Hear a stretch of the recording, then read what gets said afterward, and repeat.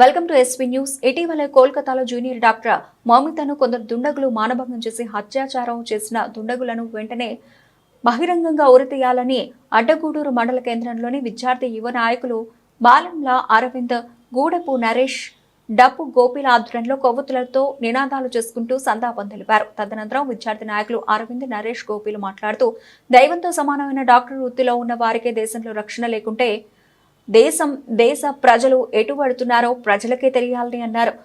ఇప్పటికైనా దుండగులను అరెస్ట్ చేయడం లాంటివి కాలయాపన చేసే కార్యక్రమాలు మానుకుని వెంటనే దుండగులను బహిరంగంగా ఉరితీసే పనులు శరవేగంగా మొదలుపెట్టి ఉరితీయాలని కోరారు. ఈ కార్యక్రమంలో నాయకులు పరమేష్, గూడెపు గజ్జలి రవి, తాళపల్లి కృష్ణ, బాలెంల అయోధ్య, గూడెపు పరమేష్, డప్పు బాబు, ఎలిజాల ప్రవీణ్, పయ్యావుల మత్స్యగిరి, తుపర్తి నరేష్, పరిగెల మహేష్, డప్పు పూర్ణచందర్, గూడెపు నవీన్, గూడెపు గోవర్ధన్, మెతుకు చింటూ, గుజ్జర్ రాజు, బాలంల దుర్గాప్రసాద్, బాలంల బన్ని, బాలంల సిద్ధు, బాలంల శివాజీ, మనీందర్, మంద చిన్న, గజ్జలి రాహుల్, ఎలిజాల అరుణ్, పెరుమాండ్ల బన్నీ, నిఖిల్, హరీష్ తదితరులు పాల్గొన్నారు.